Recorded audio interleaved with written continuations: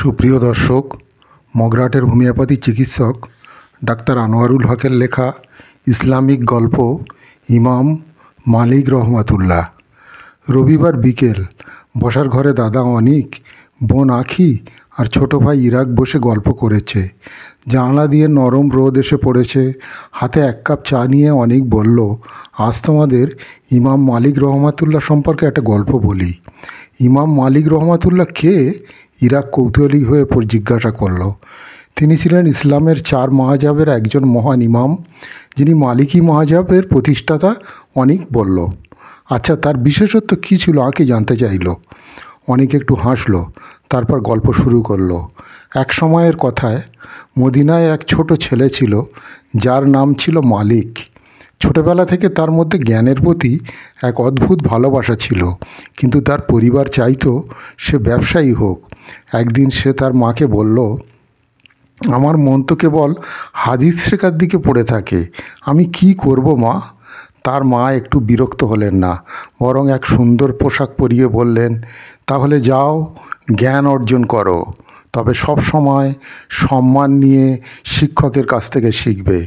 মালিক চলে গেলেন সেই সময়ের সবচেয়ে বড় হাদিস বিশেষজ্ঞ ইমাম নাফি রহমতুল্লাহর কাছে। দিন রাত তিনি অধ্যয়ন করলেন, এমনকি কখনো কখনো নিজের খাওয়া দাওয়ার কথা ভুলে যেতেন। একবার প্রচণ্ড গরমের দিনে তিনি এতটাই ডুবে গিয়েছিলেন পড়াশোনায় যে সূর্যের তাপে তার শরীর পুড়ে গিয়েছিল, অথচ তিনি টেরই পাননি।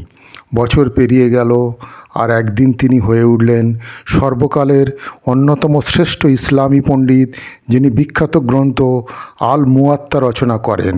তাহলে ইমাম মালিক রহমাতুল্লাহ অনেক কষ্ট করে জ্ঞান অর্জন করেছিলেন? আঁখি বিস্মিত কণ্ঠে বলল, হ্যাঁ, তার শিক্ষা ছিল কোনো কিছু শেখার জন্য ধৈর্য, অধ্যবসায় আর বিনয় খুব জরুরি।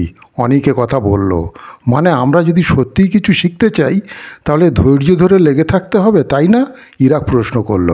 ঠিক বলেছ, জ্ঞান শুধু মুখস্থ করে নয়, মন দিয়ে গ্রহণ করতে হয়, অনেক উত্তর দিল। আলোচনার শেষে সবাই এক মুহূর্তে চুপ করে রইল। ইমাম মালিক রহমাতুল্লাহর গল্প যেন তাদের ভেতরে এক নতুন অনুপ্রেরণা ছড়িয়ে দিল। জ্ঞান অর্জনের তীব্র আকাঙ্ক্ষা এবং অধ্যবসায়ের শক্তি তাদের মধ্যে প্রসারিত এবং তরঙ্গায়িত হতে থাকলো।